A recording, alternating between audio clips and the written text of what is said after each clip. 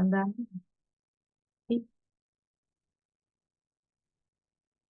Hola, ¿qué tal, amigas, amigos, amigues de la Escuela del Amor? Aquí estamos hoy otra vez como cada miércoles, aunque hoy no es miércoles, hoy estamos grabando previamente este programa porque este miércoles está un poco complicado de coberturas, pero ustedes nos van a estar viendo el miércoles 24, 25, 25. 25 de septiembre de este 2024, ya a punto de terminar el mes de septiembre, a punto de terminar el sexenio y pues a un día de el aniversario número 10 de Ayotzinapa. Edurne, ¿cómo estás? Muy bien, Dani, pues un gusto más estar una semana más con ustedes y efectivamente estamos en una semana muy peculiar, ¿no? Es un aniversario más del caso de Ayotzinapa, de los estudiantes y de toda la agresión del gobierno de esos años, donde también fallecieron algunas personas. También recordemos el ataque al grupo de fútbol de los Avispones, ¿no? De ese momento y una señorita que murió en un taxi, según todo un fenómeno muy violento. Y también la última semana de López Obrador en el gobierno. La última semana de López Obrador en el gobierno Así y pues mañana vamos a tener, bueno, mañana no de mañana, sino mañana del programa, es. vamos a tener un programa especial en Disrupciones dedicado a estos 10 años de Ayotzinapa, seguramente una amplia cobertura de las protestas que han estado toda la semana en la Ciudad de México muy intensas, Ujú. en gobernación, en el Senado, han sido días difíciles porque al final de cuentas son 10 años de impunidad. Al Así final es. de cuentas son 10 años de no saber dónde están estos jóvenes que estaban estudiando para ser maestros rurales en una de las regiones más pobres del país. Eh, 18, 19, 20 años, 21 años, y pues 10 años después, aunque parezca que ha pasado rápido ese tiempo, pues para las familias les aseguro que ha sido una larga, larguísima agonía. Sí. Entonces, pues vamos a tener esa programa, se los platico desde ahora, y hoy pues vamos a tenemos también a propósito de estos temas, que es quizá uno de las grandes deudas que nos deja este gobierno que se va, una de las cosas que no se atendieron como otras áreas que sí podrían, de las que sí pueden hablar, como el tema del empleo, como el tema de la pobreza, de la infraestructura y de varias otras, pues una en la que no se avanzó o que no se avanzó como quisiéramos es en el tema de pues estas violaciones graves, gravísimas, estas heridas que tiene el país. Entonces hoy vamos a estar platicando de eso. Pues es una gran semana para hacerlo, Dani, porque justo todo el contexto político nos lleva a hablar y a pensar sobre las organizaciones sociales, sobre la lucha social en este país, sobre la guerra sucia, sobre la relación entre las organizaciones ciudadanas y el Estado, ya sea federal o a nivel local también. Y pues hoy tenemos una biografía muy interesante, una persona muy interesante para darnos todo ese contexto, la verdad. Sí, y a propósito de que el fin de semana estuvimos invitadas, estuvo ahí Julio Hernández, estuvo Ofelia Medina, estuve yo, invitadas a un foro que hubo por digamos, celebración de la existencia de 20 años del Centro de Derechos Humanos Ujú. Fray Juan de Larios, que es este Centro de Derechos Humanos que fundó el padre Raúl Vera, el obispo emérito Raúl Vera, y que pues dirige muy atinadamente desde hace también muchísimos años Blanca Martínez, a quien creo que ya estamos viendo por ahí conectada. A ver si ya la tenemos, Blanca. Muy bienvenida a la Escuela del Amor. Hola compañeras, pues con mucho gusto estoy aquí. Tenía muchas ganas de estar en este espacio, entonces les agradezco la oportunidad de seguir compartiendo también por esta hermosa iniciativa. Muchas Blanca, gracias. pues antes de entrar a los temas concretos que se platicaron en el foro y que nos cuentes el foro, cómo lo construyeron y por qué decidieron celebrar así estos 20 años de existencia del centro, yo te quiero preguntar, porque es pues justo es la escuela del amor. ¿no? Este programa es para, le digo, para nosotros así se llama, nuestra escuelita del amor, para desprivatizar el dolor, para colectivizar las emociones, para hacer política con nuestros propios, la gestión de nuestros sentimientos. Entonces, te quiero preguntar una cosa que vimos ahí y que nos pareció muy linda, que fue más allá de las discusiones teóricas, pues un abrazo colectivo, un baile colectivo, una risa colectiva también en algún momento del sábado. ¿Qué significa? O sea, ¿por qué podemos decir que la resistencia también implica esta apuesta por la vida que muchas veces hemos visto en las colectivas de familias de búsqueda? Antes de entrar a los temas duros, yo te quiero preguntar eso, ¿no? Por qué a veces esta apuesta por la vida puede ser también una forma de resistencia?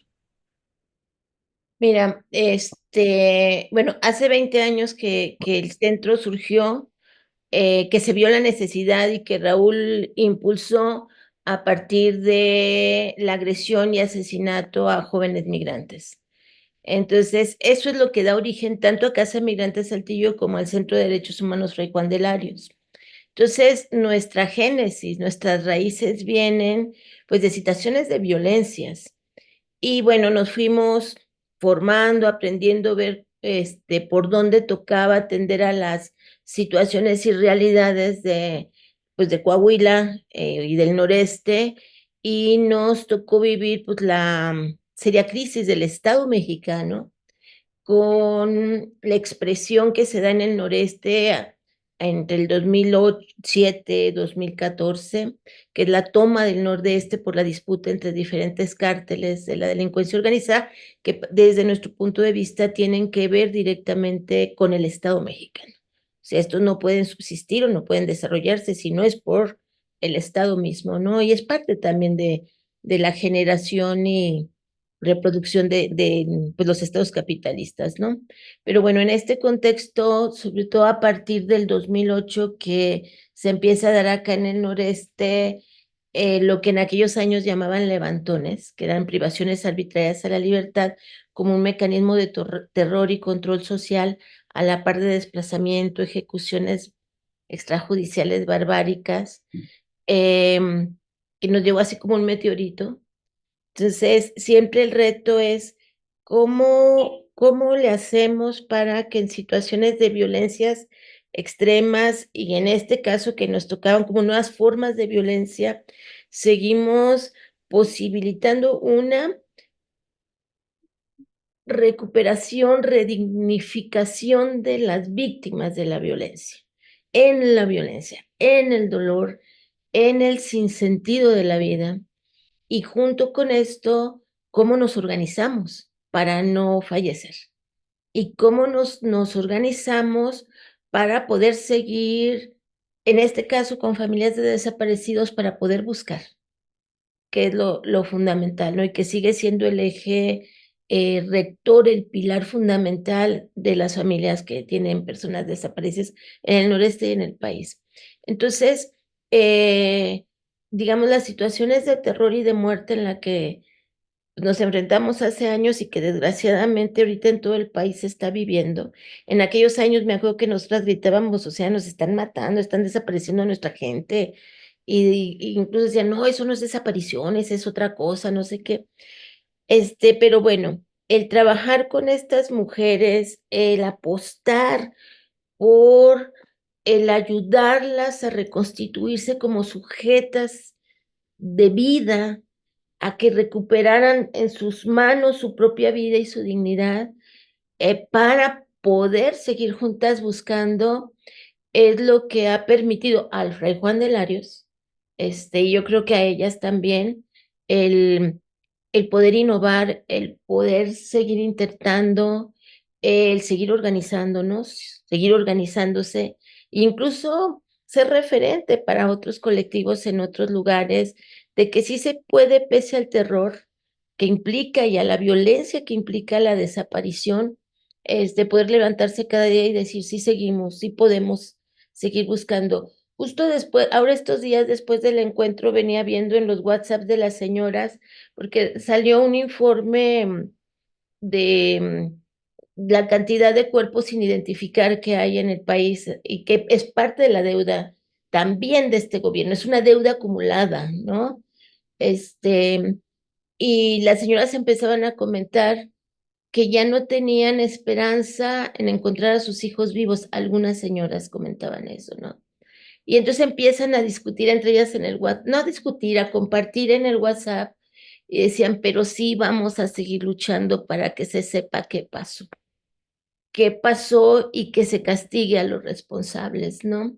Aunque siempre en verdad hay un dejo de poder recuperar a tu ser querido, ¿no? Entonces yo creo que no habría posibilidad de mantenerse en vida y de seguir apostando y construyendo proyectos de esperanza si no hubiera como el movimiento de la tierra que se da al estar juntas, este, y que vuelve a como que el mover la tierra de cada una nos permite mover como la tierra colectiva y entonces dejar que los manantiales surjan, ¿no?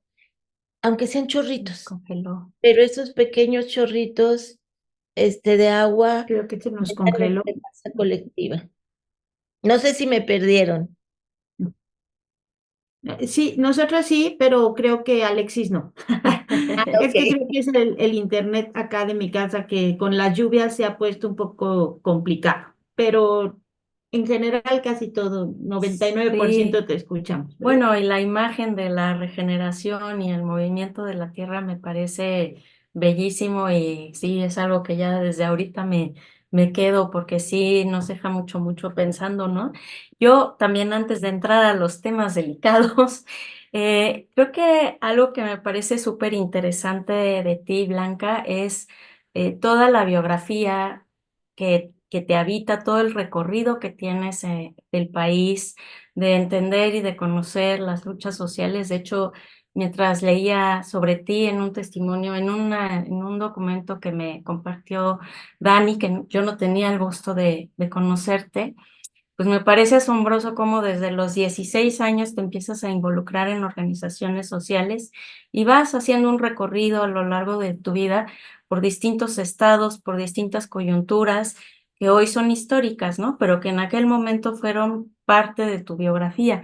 Entonces, a mí me gustaría que nos platicaras un poquito en primera persona, pues este recorrido desde cómo decides empezarte o cómo tu vida te lleva a las organizaciones sociales hasta dónde estás ahora, porque en ese artículo decías, ¿no? Te citan diciendo que llegaste al norte y pensaste que ya no ibas a encontrar más violencia y lo que enfrentas es algo, pues, peor que estamos viviendo todos, ¿no? Pero desde esa primera persona que eres tú, ese testimonio, me parece vital, ¿no? De todos estos años de distintas formas de violencia con el Estado, que nos platiques un poco de ti, cómo harías ese recuento, pues en 5 minutos, ¿no? Mira, de alguna manera sencillo. O sea, yo soy parte de una generación en la que la lucha por transformar la realidad bueno, me tocó estar en un espacio familiar y social y de clase donde la lucha como clase trabajadora era parte. Yo nací en esos espacios. Entonces, por eso es que desde muy joven, pues empieza por mi familia, por historia de mi familia, pues te empiezas a involucrar en otra manera de entender el mundo y de querer cambiar el mundo también, ¿no? Desde chavalitas, ¿no? Entonces, de alguna manera como que me es natural. Y entonces me toca además conocer y tener maestras y maestros pues muy chingones. O sea, nadie se crece sola. Siempre hay alguien que te ayuda a construirte, que te enseña, que te revira, que te cuestiona, pero fundamentalmente te enseñan a caminar o a aventarte a nadar, ¿no? Aprender a nadar, aprender pues, lo que uno va aprendiendo en este proceso de lucha social, ¿no? Y además a mí me tocó también el tiempo del movimiento de educación popular. Entonces yo soy parte de soy parte de esas generaciones que fuimos formadas de la clase trabajadora, por compañeros y compañeras que venían del movimiento también de teología de la liberación y educación popular. Y entonces soy como producto de esa escuela, ¿no? Y que es de una etapa de nuestra historia como América Latina, ¿no? Entonces, digamos, pues la vida me fue llevando y me dejé llevar también, ¿no? Y, y pues a la fecha, pues te sigues encontrando con muchísima gente, las familias con las que trabajo y que acompaño ahorita, que día a día te enseñan y te cuestionan tu marco, incluso tu propia experiencia, ¿no? O sea, tu reflexión o criterios para trabajar, ¿no? O para organizar, para hacer el trabajo organizativo. Entonces, pues vengo de un proceso así, de teología de la liberación y de educación popular, que es lo que me permite involucrarme en movimientos sociales desde muy joven. Primero aprendiendo sobre derechos laborales y después en el movimiento campesino.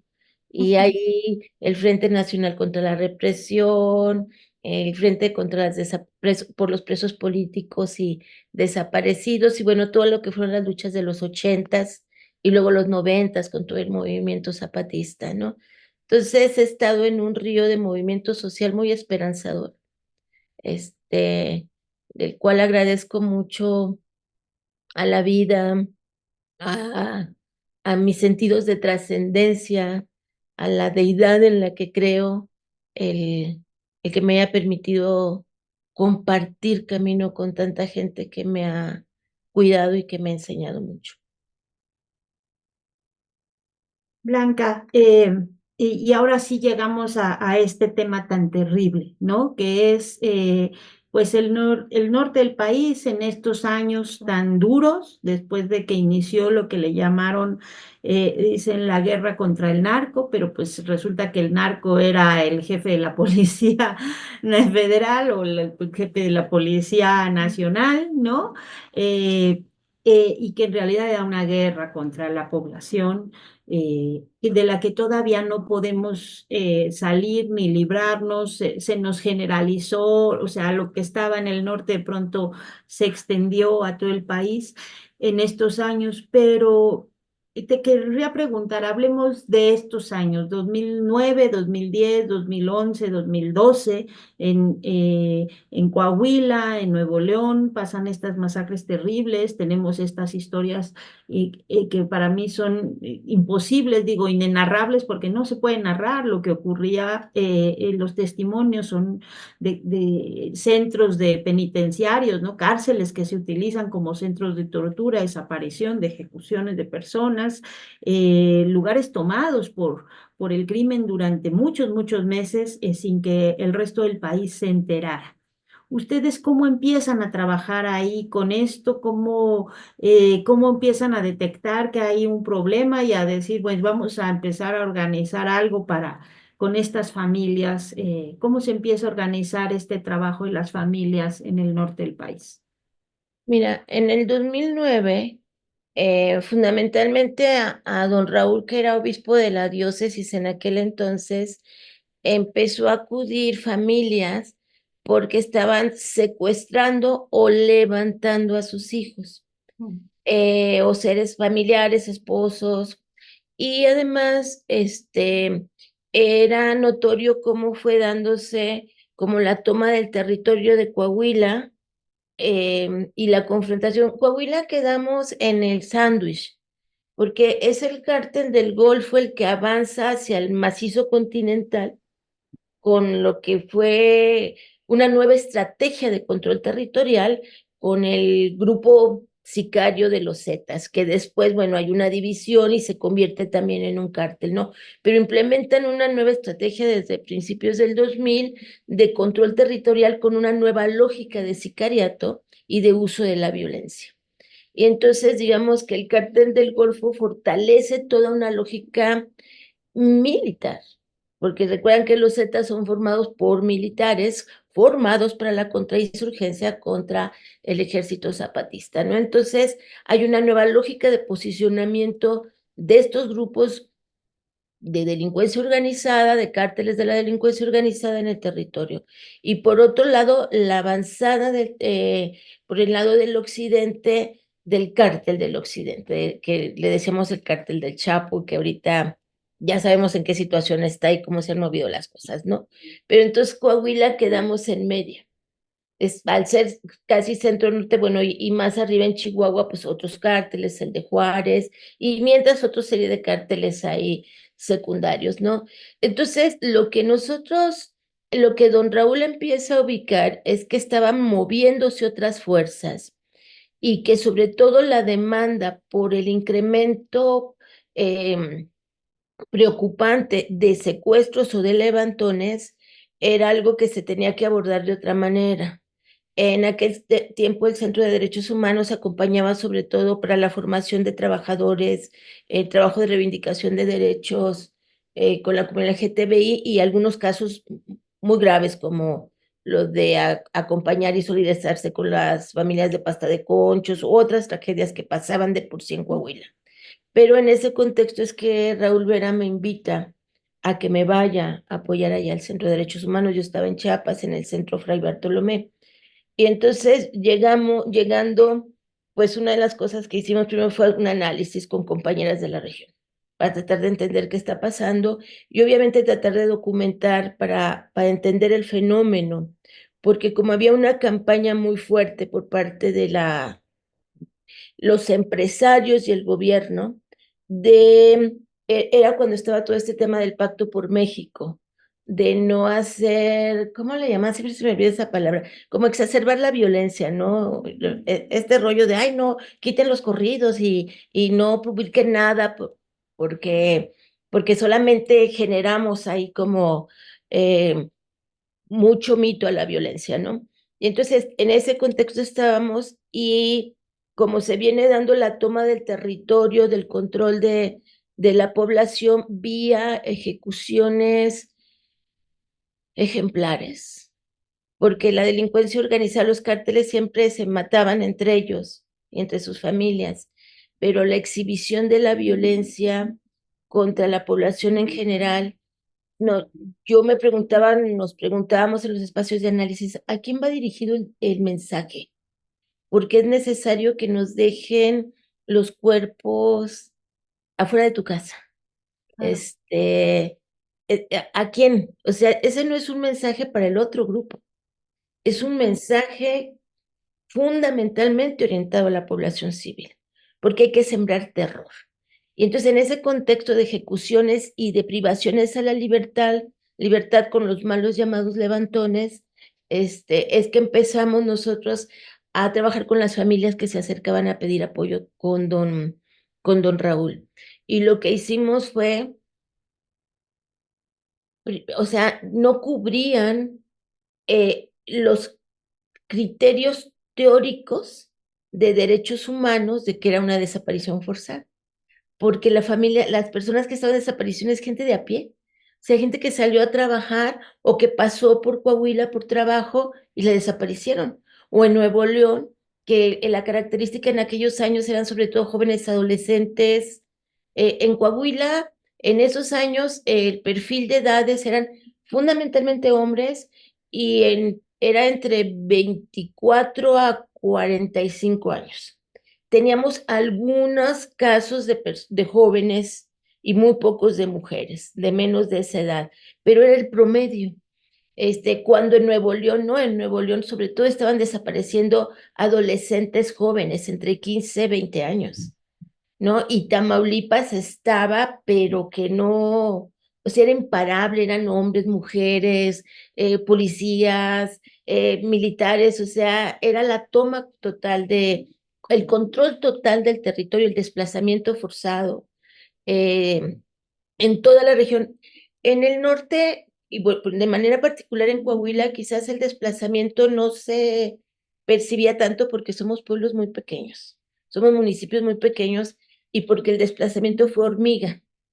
empezaron a salir de familia en familia, empezamos a ver cómo las colonias empezaron a vaciar, cómo colonias enteras fueron tomadas por miembros del cártel y se convirtieron en cuarteles. Entonces, o comunidades, ejidos, o pequeñas rancherías, ¿no? Entonces, digamos, ese contexto que se vivió en el 2009 de la toma de Coahuila y de la toma de la capital de Coahuila, pues fue en el año en el que Raúl a mí me pidió que fuera, ¿no? Entonces lo que decidimos es vamos a juntarnos y vamos a pensar junto con las doñas y vamos a pensar junto con otras organizaciones que estamos en la región viviendo esta misma realidad, ¿no? Para tratar de entender qué estaba pasando. Y entonces uno de los trabajos que empezamos a hacer con compañeras de Nuevo León, CADAC, Paso del Norte, COSIDAC, compañeras de Chihuahua, CEDEM, Justicia para Nuestras Hijas, es qué está pasando. Y nuestro análisis es que esto eran desapariciones forzadas. Más allá que el resto del país dijera que no lo eran, había una clara aquiescencia, participación del Estado de una u otra manera en la cantidad de privaciones a la libertad, desapariciones que estaban aconteciendo y que entonces tendríamos, pero que nos estamos enfrentando a otro actor. En los años 70, 80, eh, las desapariciones tenían patrones más similares, donde guardias blancas, personas civiles hacían ese trabajo sucio de privar a la libertad y la entregaban al ejército, a las policías, a la seguridad pública, y había un cierto registro que nos permitía monitorear y que estaba vinculado a esas desapariciones sobre todo a la militancia política, a la oposición al régimen político. Y acá no.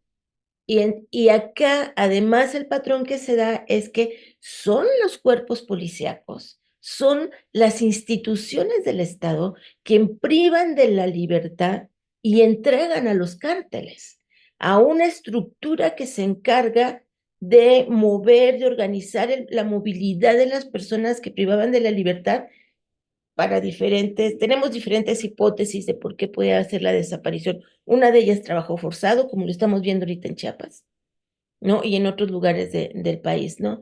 Entonces, pues en ese contexto del 2009 es que se decide refundar el centro, porque estamos viendo otra realidad, o sea, no podíamos seguir, ya se habían dado talleres, ya había otros sujetos formados. Entonces, pues obviamente ya no podíamos estar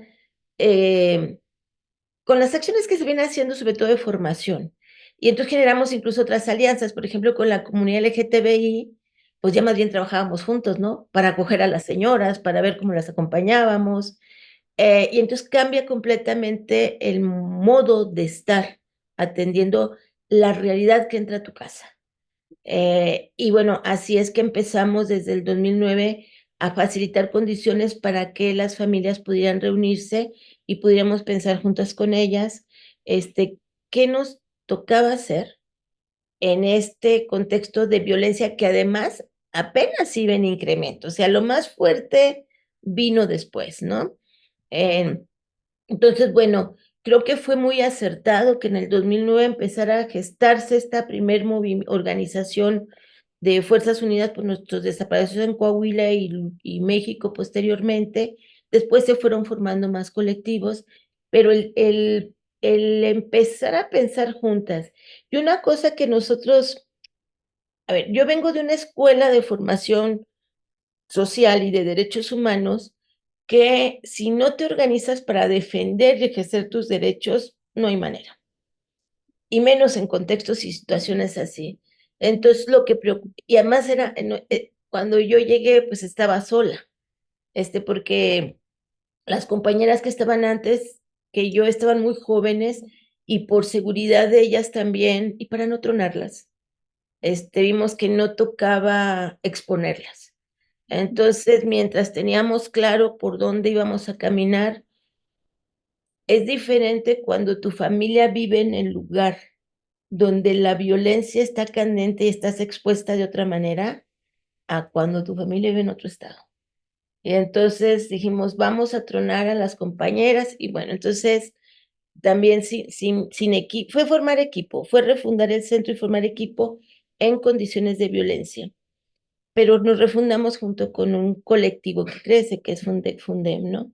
Entonces, bueno, fuimos así aprendiendo a pensar juntos. Y una de las cosas que les decíamos a las señoras es, no es suficiente exigir solamente diciendo, es que los tienen que buscar, es que ustedes son responsables. Sí, sí, o sea, lo tienen que seguir gritando y se tiene que seguir diciendo, ellos son los responsables. Y como demanda es la exigencia, pero se les tiene que poner tu agenda de exigibilidad, digamos, del derecho, ¿no? Y fue una cosa que aprendimos con las señoras de Fundem, hacer una agenda de negociación e interlocución para intentar obligar a las autoridades a que atendieran la grave problemática de las desapariciones. Se ha impactado mucho institucionalmente acá en Coahuila. En el norte hemos hecho varias cosas, tenemos instituciones, mecanismos, pero la gran deuda sigue siendo, ¿dónde están? La gran deuda para este gobierno y los anteriores es la impunidad, ¿no? Por graves violaciones a derechos humanos y delitos de lesa humanidad. Y ninguno se va libre. Y es la gran deuda que sigue pendiente, pero a la par hay sujeto social, ¿no? Que pese al terror, pese a la violencia, pese a que a tantos años de estar buscando pues, las familias, las señoras que son fundamentalmente mujeres, eso quiero reivindicar, porque también se da un fenómeno de cuando les desaparecen a sus hijos, la mujer lo que hace es como se brinca la barrera de lo privado y le vale, o sea, sale a buscar en la boca de leonas. Yo no conozco una mujer que no busque desde el primer día y que siga buscando. Aunque esté ya postrada, sigue rezando, leyendo, mandando información, contactando como sea, siguen buscando hasta en el lecho de muerte. Y los hombres lo que hacen un proceso de retracción, se van al espacio de lo privado para proteger desde su concepto de formación también masculina y machista, proteger a los que me quedan. Y eso genera también contradicciones con las mujeres y los hombres. Varias doñas se divorciaron, ¿no? Así como si no me dejas caminar y buscar a mi hijo, déjame que yo avanzo. Qué interesante eso, ¿no? Y también como explorar este viraje de la acción de hombres y mujeres, de cómo las mujeres que pertenecen tradicionalmente al espacio privado salen al espacio público a la búsqueda y los que están afuera supuestamente entran, ¿no? A la casa, ¿no? Y el conflicto que se genera me parece bien interesante. Y bueno, yo no sé, pero mientras te escuchaba, pensaba, no, le voy a preguntar más sobre cómo ve la evolución de la violencia en el norte. No, después le voy a preguntar más sobre cómo ve el aprendizaje con las organizaciones y demás, ¿no? Entonces me quedo así como, por dónde me sigo? Hasta dije, le voy a decir a Dani ahorita, ¿cuál de todas estas, abordamos o por qué línea quieren que nos vayamos? Pero a mí me parece algo muy interesante y creo que también formativo para el tiempo actual, esta agenda de negociación de la que tú hablas, ¿no? Porque de alguna manera te obliga a pensar como organización social de qué manera vas a formular una estrategia, porque aunque estás llena de dolor, de frustración, de sensación de impunidad, porque la desaparición, también parte de la impunidad es que no hay reconocimiento de la gravedad del problema, ¿no? Entonces yo no, hasta el día de hoy no tenemos un Estado federal al menos, y me imagino que lo local tampoco en los distintos estados, que digan, este es un problema que tenemos que atacar estructuralmente, ¿no? Entonces, que nos platiques un poco cómo se construyó esta agenda de negociación, qué elementos tuvieron que evaluar, ¿qué retomarías de todo eso que consideras que fue importante para negociar con las distintas partes, ¿no? Porque una organización tiene que también de alguna manera cumplir un papel mediador, ¿no? Entre las víctimas, el Estado, las fuerzas armadas, ¿no? Ya sea locales o federales. Entonces me queda mucho la duda de cómo se construye una agenda de negociación. Mira, una cosa que hicimos en Coahuila y quiero relevar siempre lo regional, Ujú. porque nadie sabíamos qué hacer. Y entonces Sí. nos buscamos y en el 2010 pudimos tener 3 encuentros regionales, uno aquí en Saltillo, otro en Nuevo León y otro en Chihuahua, de junio a noviembre, boteando, rentando camiones para irnos juntas, con el miedo sobre todo de ir a Chihuahua, que estaba peor que el resto, pero bueno, o sea, eso de pensemos juntas como clave pedagógica para la construcción de agendas que sean agendas que no es de la organización acompañante, sino que la construimos, tampoco eres ajena, es falso que seamos ajenos. Es un mito de, ay, yo los dejo. Tienes una concepción del mundo, permeas también a quien acompañas desde una visión de mundo, pero aquí el asunto es como la pedagogía de trabajo y si impones tu concepto, siempre es un reto, no es que lo hayamos hecho bien, hemos aprendido y le hemos regado mucho. Pero bueno, esta clave pedagógica de pensemos juntos, creo que es fundamental retomarla. Y una de las primeras cosas fue trabajar con las familias, qué era la desaparición forzada y quiénes son responsables de la desaparición forzada. Porque las familias lo que querían es que nos fuéramos directo contra los grupos de la delincuencia organizada. Y entonces dijimos, nos van a matar a todas y además son parte del Estado. Entonces, la responsabilidad del Estado y el Estado mismo posibilita la generación de estos grupos. Entonces, no son rehenes solamente. El Estado no es rehén de estos, desde nuestro análisis. Y entonces, primero fue ubicar con las familias que teníamos que colocar que la responsabilidad es del Estado en sus diferentes niveles de gobierno. Entonces fue un tiempo muy intenso de, de hablar con las familias y de ayudar a entender cómo está conformado el Estado, las diferentes niveles de responsabilidades y en materia de derechos humanos y los delitos, bla, bla, bla. Entonces, a partir de eso, también claves metodológicas o criterios bases para una construcción de agenda y la negociación política. El reflexionar junto con ellas que claro que la demanda fundamental y el objetivo vital es el regreso a casa de sus seres queridos. Nos estamos enfrentando con quien se los llevó. Entonces, no era esto, viven todos los procesos humanos y sociales de que las doñas decían, si voy y le lloro, me le hinco, y no porque quiera llorarle, sino porque es imposible sostener y contenerte de no llorar, pero nos va a ver lo que estamos sufriendo y vamos a tocar su corazón y nos los van a regresar. Tienes que dejar que, o sea, no puedes decir no se haga, sino decir muy bien, se va a hacer, pero ¿qué más vamos a hacer? Y entonces en el más, ¿qué más vamos a hacer? Era ir pensando juntas qué es lo que necesitábamos que el Estado, en este caso el gobierno de Coahuila, que fue con donde empezamos el nivel de negociación, qué le proponíamos que tenía que hacer para la atención a la problemática de las desapariciones, ¿no? Eh, que si una fiscalía especial, primero que dónde están las averiguaciones previas, que han investigado, saber qué han investigado y a partir de lo que han investigado, pues ver cómo han buscado. Y entonces, equipos especiales de investigación y búsqueda, atención a las familias de personas desaparecidas, que siempre ha sido un eje rector también, y de repente nos tuvimos que enfrentar a la bronca del marco normativo, no como estrategia, sino como táctica. es que eso no son desapariciones forzadas porque no está en el código. Ah, sí, sí está, pero no es suficiente, no, pero son particulares, pero el delito no da, pero todas eran actas circunstanciadas. Entonces, con las familias se hace como un diagnóstico del problema y a partir de decimos, queremos que la fiscalía haga esto, que el ejecutivo haga esto, en el marco de las competencias de cada quien.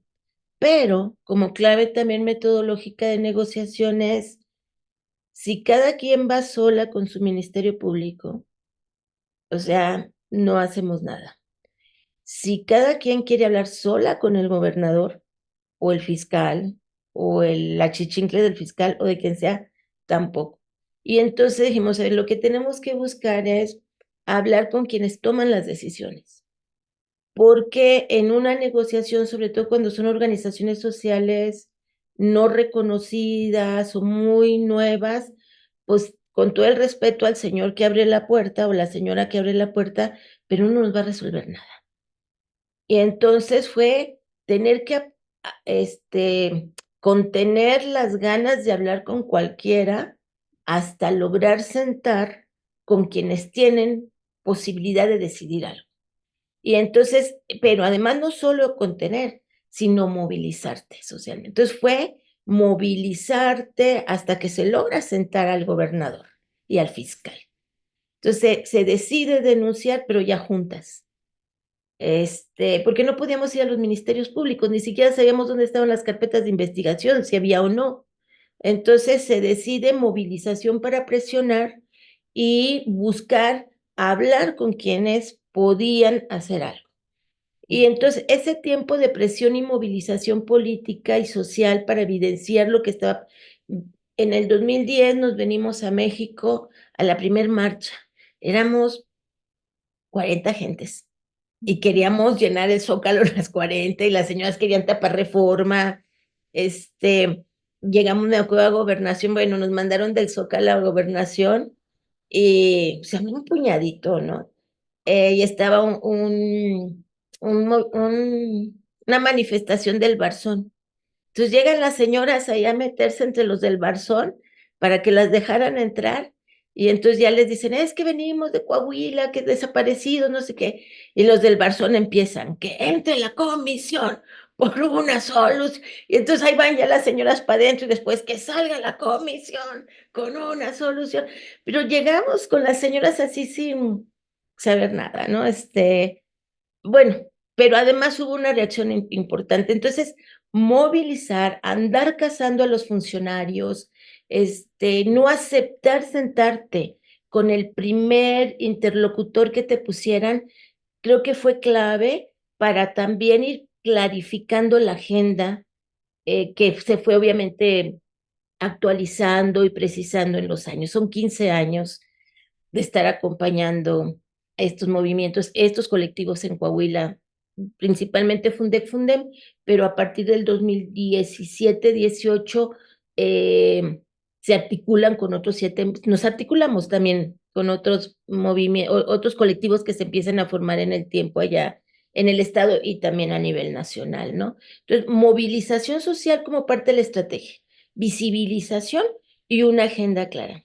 Y hicimos algo que es aprovechar las coyunturas políticas. Nos tocó un cambio de gobernador, estaba Humberto Moreira como gobernador, ponen un interino para que entre su hermano Rubén como gobernador. Y entonces Humberto sale con una deuda tremenda y políticamente salen embarrados los hermanos Moreira por esta deuda interna del estado de Coahuila. Y entonces Rubén Moreira había sido, bueno, venía de ser diputado federal y además se le tocó estar en la reforma del uno constitucional. Y entonces él llegó con la bandera de yo voy a ser el gobernador de los derechos humanos. Y así empieza su campaña. Y entonces lo que dijimos, muy derechos humanos, entonces empezamos a cazarlo desde antes de que tomara posición, jamás a hablar con candidatos, por lo menos en Fundem y Fray Juan, sino ya hasta que están en el poder. Y entonces, bueno, aprovechas una coyuntura política de alguien que quiere dizque atender la problemática de derechos humanos. Para eso nosotros ya teníamos posicionado a nivel nacional la problemática de la desaparición y con Rubén fue muy complejo, o sea, no fue fácil, fue negociación, rupturas, casi suspensión del diálogo a los primeros 3 meses. Pero como él necesitaba también una blanqueadilla política por el contexto en el que toma el poder y que además es justo cuando se viene la arremetida más alta de la violencia en campañas, ¿no? Cuando en una gira de campaña de Rubén en Monclova, fue uno de los enfrentamientos más cruentos, como los que estamos viendo ahorita en Sinaloa, en Sonora, en Chiapas. O sea, el ejército tomó la capital, porque la delincuencia tomó la capital. Entonces, en el contexto de las elecciones estatales y federales, estamos en un estado de guerra. Y entonces Rubén necesitaba medio poner controles y también tener una bandera ahí media blanqueada. Y entonces aprovechó esa coyuntura política para construir una mediación, porque nosotros no podíamos ser mediadores como Centro de Derechos Humanos, porque nosotros estábamos muy claramente como parte de las víctimas. Y entonces lo que hicimos fue, en una coyuntura de una casi ruptura del diálogo, eh, Rubén nos mandó un propio para decirnos que, pues, que cómo le hacíamos. Y nosotros ya íbamos con una propuesta de, pues, hagamos una mediación. Y ellos llegaron también con una propuesta de mediación. Y así fue que construimos lo que se llama ahorita el Grupo Autónomo de Trabajo, que es un grupo en el que incorporamos a la Oficina de Naciones Unidas y colocamos como personas que son expresión de sociedad civil a nivel nacional. Por ejemplo, invitamos a Dolores González de Serapaz. En aquel tiempo también un Fernando Coronado, un compañero también abogado, luchador también de derechos humanos. Logramos ganar, cuando tú llegas a una negociación sabiendo a quién poner y qué proponer, tienes que pelearlo más. Entonces, logramos poner gente en ese primer grupo, incluido un miembro del Fray Juan, en ese grupo autónomo de trabajo que fue la mediación. Y al poner esa mediación, como que Rubén se sintió menos atacado también en este tema. Y bueno, quería ponerse estrellita. Y nosotros dijimos, ponte la güey, o sea, no hay bronca, pero a ver, vamos, ¿no? Y entonces hicimos una agenda. Miren, las negociaciones, compañeras, eran palenques. Llegaba Rubén, es un hombre así altote y norteño, ¿no? Y llegaba así envalentonado y las señoras les empezaban a chiflar. Ya te tardaste, güey, ¿qué haces? Entréganos a nuestros hijos. Y entonces los diálogos en realidad no eran diálogos, era una rebatinga y, o sea, no llegábamos a nada porque la rabia hay que organizarla. Y entonces la rabia no permitía llegar a acuerdos. Y entonces, bueno, todo esto era mesas de diálogo, reflexión y construcción y revisión con las familias. Y logramos que con este grupo de trabajo se hiciera un diagnóstico que fue la base para poder construir una agenda acordada de negociación con el gobierno de Coahuila. Y antes de acordar esa agenda, bueno, da lo del Movimiento por la Paz o por que se genera en el 2011 a partir del asesinato del hijo de Sicilia y todo ese movimiento pues tan dramático, y tan reflejante de la realidad que ahorita está peor de lo que ya se estaba gestando a nivel nacional, ¿no? Entonces aprovechamos también esa coyuntura del movimiento, todo lo que puedes aprovechas, ¿no? Y en ese contexto del Movimiento por la Paz y Fundem en su propio proceso también de negociación, decidimos convocar a un encuentro internacional contra las desapariciones forzadas.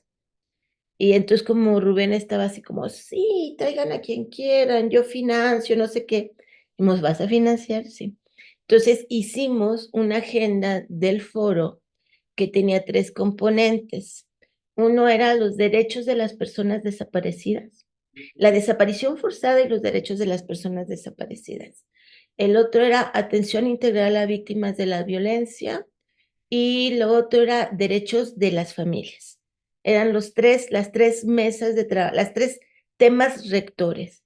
Y entonces, en ese tiempo, como fue el cambio de gobierno también con Peña Nieto, y Rubén le ofreció a Peña Nieto, miren, yo tengo una mesa, me siento con las señoras, tenemos ya una mediación con la ONU, yo hablo con todo mundo, venía Amnistía Internacional y se sentaba con ellos, Human Rights Watch. Bueno, empezamos a traer a todos los que conocíamos también, ¿no? Para cobijarnos. Y, y entonces con esos 3 temas de ese foro, invitamos a compañeras, compañeros de diferentes lugares, sobre todo de América Latina, pero invitamos al Comité Internacional de la Cruz Roja, gente de España, de Argentina, de Guatemala, gente que viene por años trabajando la problemática de la desaparición, a abordar estos 3 ejes. Y entonces los pagó el gobierno, la avenida, pero nosotros ganamos la agenda y la coordinación de la agenda del foro y la metodología del foro. Y comprometimos en la negociación a que los resultados del foro iba a ser la mesa de negociación con el gobierno del estado. Okay. Y entonces hagan de cuenta que tuvimos a compañeros de, no sé, de Hijos Argentina, coordinando una mesa sobre los derechos de las familias de desaparecidos, verdad y memoria, a la Cruz Roja Internacional coordinando el tema forense. Y entonces eso nos permitió construir una agenda como legitimada por otros actores sociales, políticos nacionales e internacionales, que lo que nos da, bueno, le da a Fundem y al Fray Juan como acompañante, es como otro plus para la negociación política de la agenda y no nos la hicieran pinole. Y entonces eso se convirtió en la agenda política, estos 3 grandes ejes, y luego retomamos las recomendaciones del Grupo de Trabajo de Naciones Unidas, todo lo que podíamos meter de recomendaciones internacionales, las metíamos a la mesa de negociación. Y entonces eso fue lo que permitió ir haciendo pues la base, digamos, normativa que logramos hacer, el tener ahorita un centro regional, con Cruz Roja Internacional trabajamos la primera ley estatal de identificación forense y el que ahorita con todos los colectivos esté defendiendo el centro regional, no son, no son no son los resultados que se quieren, son cuando entramos a lo legislativo, a la armonización legislativa, con las familias les decíamos, son solo asideros para poder como seguir caminando y demandando. Pero el objetivo, como decía una compañera ahora en el foro, no es hacer la reforma y la reforma de la reforma y la reforma de la reforma de la reforma. O sea, ese no es el objetivo, sino es blindar mínimamente para seguir exigiendo, ¿no?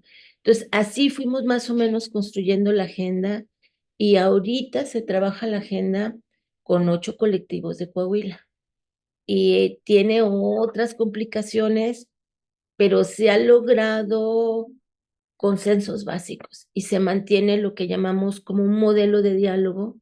Acabamos de terminar este año no, desde el año pasado.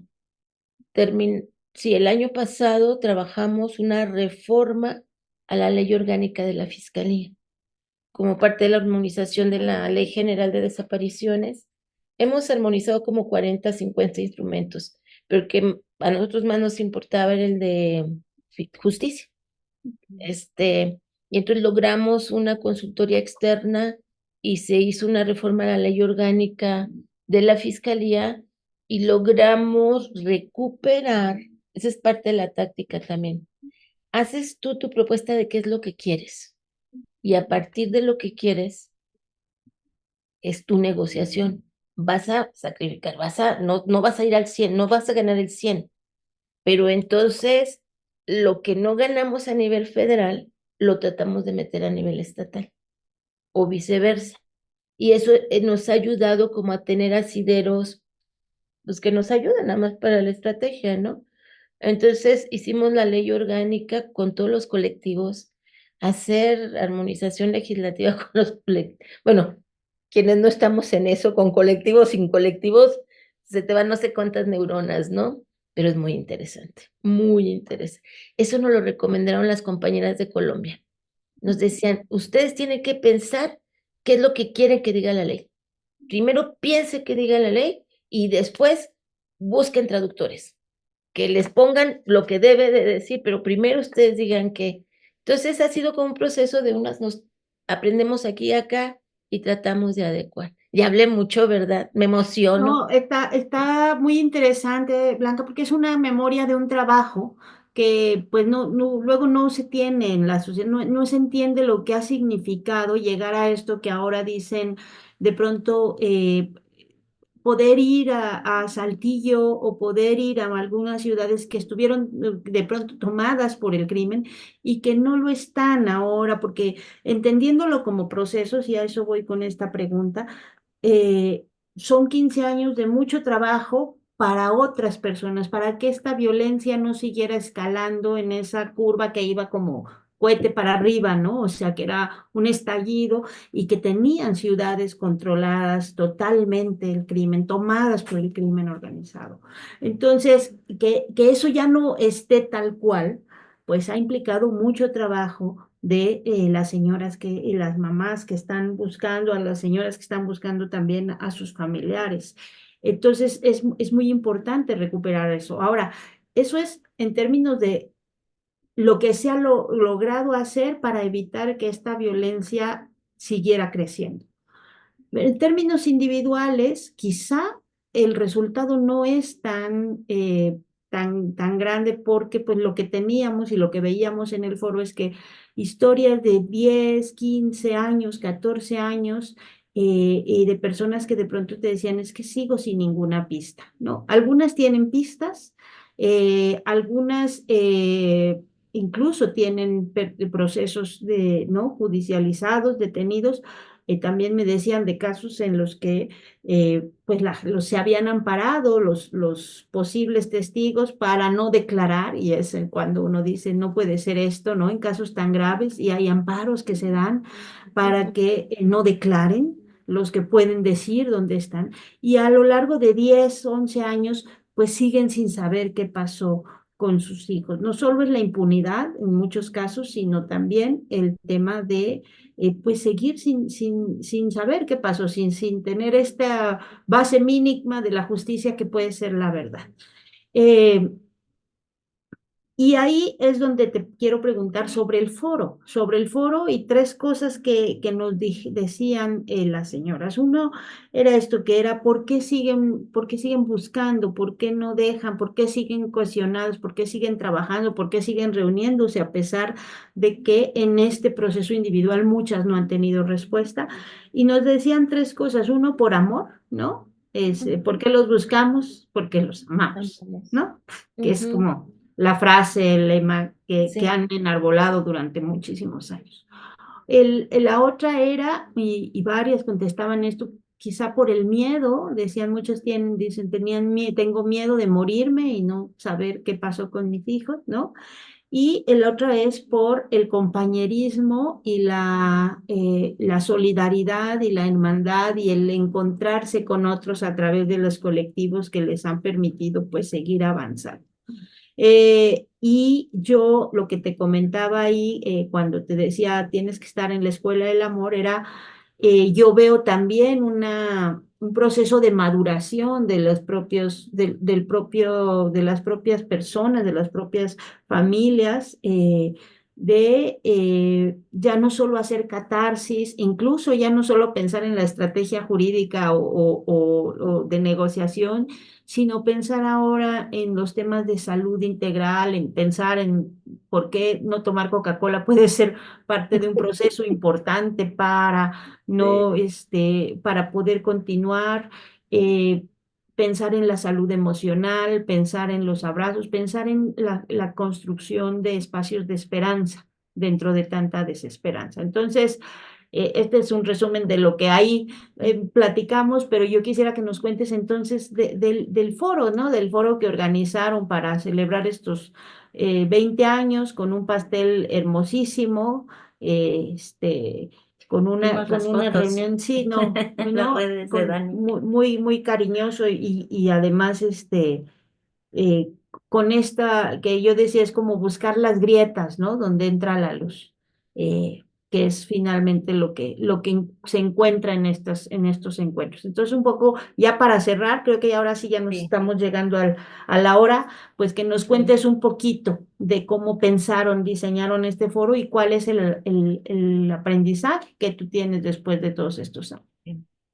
Mira, uno de los objetivos principales del foro a 20 años es que esto se convirtió en un espacio para reencontrarnos después de la pandemia. Incluso en las preguntas, porque antes nos reuníamos como región 2, 3 veces al año. Después de la pandemia, pues, murieron muchas compañeras, compañeros, entonces ha sido muy difícil la rearticulación. Entonces dijimos, necesitamos volvernos a juntar para pensar juntas y juntos qué sigue. Entonces, en realidad los 20 años fueron pretexto, para volvernos a juntar y juntarnos para pensar juntos qué estrategias y qué posibles acciones podemos seguir desarrollando o podemos y tenemos que apoyar porque ya somos más. Y es a nivel nacional y cambiaron cosas con la pandemia y post pandemia, ¿no? Entonces era el objetivo, bueno, fue el objetivo sustancial del foro y bueno, junto con las compañeras y compañeras que pudieron llegar, que invitamos, pues también celebrar con ellas los 20 años de este centro que, que no tendría razón de ser si no camina junto con otras y con fundamentalmente las víctimas de graves violaciones de derechos humanos con quienes hemos estado apostando a construir caminos de esperanza y de vida. Nosotras creemos, yo, Blanca, creo que si no damos sentidos de esperanza, a ver, no es un asunto de, de doctrina, ¿no? O sea, cuando ahorita, por ejemplo, afortunadamente con el centro regional, más de 1,000 cuerpos recuperados de panteones, media tonelada de fragmentos, muy pocos perfiles de familias, muy difícil poder hacer match, pero se han logrado regresar más de 100 personas con sus familias. No, sí, no son todos, pero es muy importante. Entonces, estos valores que se van creando en el hacer comunitario, colectivo, es decir, mm, busco al mío, pero busco al otro, con uno que regrese ya es muy importante, ¿no? Entonces son esos logros que obviamente una familia, una madre que le desaparecieron a su hijo, no va a descansar su corazón hasta no saber qué pasó con él y dónde está, pero que también anima el corazón y que ves, sí se puede, sí hemos encontrado gente viva, sí estamos, no tantas como quisiéramos, pero sí hemos logrado encontrar, sí hemos logrado detener un poco la dinámica, el acelere que venía de desapariciones en el estado, ¿no? Este, Se han creado por lo menos instituciones y ahí andamos buscando todos los colectivos juntos y ponemos a las autoridades a muévete, ¿no? Entonces, vamos teniendo como pequeños signos de esperanza que luchar juntas, que seguir resistiendo, sí puedes ir tocando como el encuentro, como si es factible posibilitar encuentros. Y para mí eso es generar sentidos de esperanza, porque no se trata de decir, si algún día los vamos a hacer, vamos a poner una institución muy bonita y vamos a conseguir que les den mucho dinero al gobierno, vamos a conseguir, pues sí, porque hemos ayudado mucho a que venga gente a invertir en el centro regional y ya con eso vamos a resolver el problema de la crisis forense y las desapariciones. Pues no, porque son ellos mismos, ¿no? pero sí vamos pudiendo tocar, ¿no? Incluso, por ejemplo, nosotros hace 2 años decidimos, como Centro de Derechos Humanos, empezar a construir estamos construyéndola, pero se está trabajando en nuestra área de búsqueda y regreso digno a casa, de los primeros operativos que hemos ya decidido coordinar y liderar nosotros, en una de las regiones ya tenemos por lo menos 3 identificaciones y posibles ya notificaciones. En otro, en la región centro carbonífera, con el apoyo del equipo argentino de antropología forense, se logró trabajar y muestrear todos los restos que se tenían en osteoteca de esas 2 regiones y tener una estrategia para conseguir muestras avanzar en la identificación, y se tienen por lo menos hasta ahorita ya 8 familias que su corazón está descansando. Y tenemos hipótesis de identificación amplias. Son poquitas a la dimensión de la tragedia, sí, pero es la vida de nuestro pueblo. Sí. Entonces, uno que sea como un desaparecido, vale la vida y el Estado mover todo, también así por las personas que tenemos que identificar y ayudarlas a regresar a casa. Les compartíamos que parte de los aprendizajes es que, aunque encuentres un cuerpo sin vida, unos restos, no son huesos ni son muertos, es vida, ¿no? Entonces, esta experiencia de esperanza y de humanidad conceptualiza todo, el amor mismo, ¿no? La comprensión de la vida, el, el que hemos tenido que aprender con ellas, que, que cualquier parte del cuerpo de sus hijas, hijos que puedan tener ellas, su vida jamás va a ser igual, pero es recuperar la vida. Y eso da posibilidades de construcción de nueva humanidad. Sí, y de dignidad para la sociedad, ¿no? Y Blanca, tenemos que cerrar, pero sí, oigan, eres 15 definitivamente minutos. una Muchas gran gracias. maestra del amor en esta escuela. Gracias, Definitivamente. compañeras, y pues Sí, ahí seguimos, y ahí nos sí, seguimos buscando. Les agradezco mucho no, al y, contrario, ya voy a muchísimas ser más asidua. En la Ojalá, Hora del Amor. ojalá que estés acá. Este Y siempre va a sí, ser un espacio para ti y para todas las compañeras del lo voy a centro de difundir con las compañeras, que fue padrísimo. un elemento muy central en este foro. Fue muy esperanzador este foro, más de lo que nos esperábamos. Y quedó en línea, ¿no, Dani? Vamos Y a quedó en poderlo ver. línea, lo pueden Sí, ver eso en el Facebook del Facebook de Centro Fray Juan de de Larios. Derechos para los Derechos Humanos Fray Juan de Larios. Está, si lo buscan ahí, ahí está en línea. Yo hice ahí un mini hilo también poniendo Sí, los links.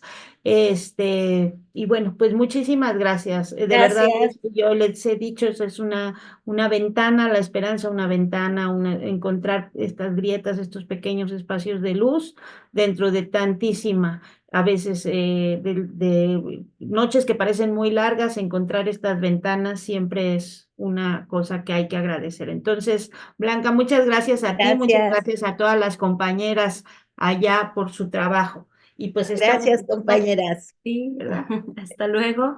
Y pues le Bye. damos las gracias también a Alexis, Dani. Alexis, nosotros ya nos vamos. Yo espero que Claudia Sheinbaum escuche este programa. Se lo vamos a mandar Se ahí lo a vamos a mandar, la vamos a las personas. etiquetar, porque definitivamente me pareció muy importante lo que dijo Blanca, ¿no? Que el Estado es el responsable, ¿no? Y no hay ninguna justificación para Exactamente. seguir manteniendo esto sin darle como la prioridad que requiere. Entonces, es tiempo de mujeres, es tiempo de estas mujeres también. Con eso nos quedamos, Edurne, Así es. y con eso agradecemos a Alexis haber estado en este programa que, como les decimos, grabamos un poquito antes, nos vamos a ver nos vamos a ver en Disrupciones para el especial de los 10 años de Ayotzinapa, luego en los pasos de la semana, y luego nosotras la próxima semana, ya en octubre, ya con el nuevo gobierno, en la nueva emisión de La Escuela del Amor. Así es, y muchas gracias por acompañarnos. Ayúdenos, pónganle el me gusta si les Exacto. gustó, pónganle, compártanlo, avísenle a mucha gente porque es importante hablar de estos temas, y suscríbanse y todo lo que hay que hacer para ayudarnos a mantener también este espacio y este trabajo. Muchísimas gracias.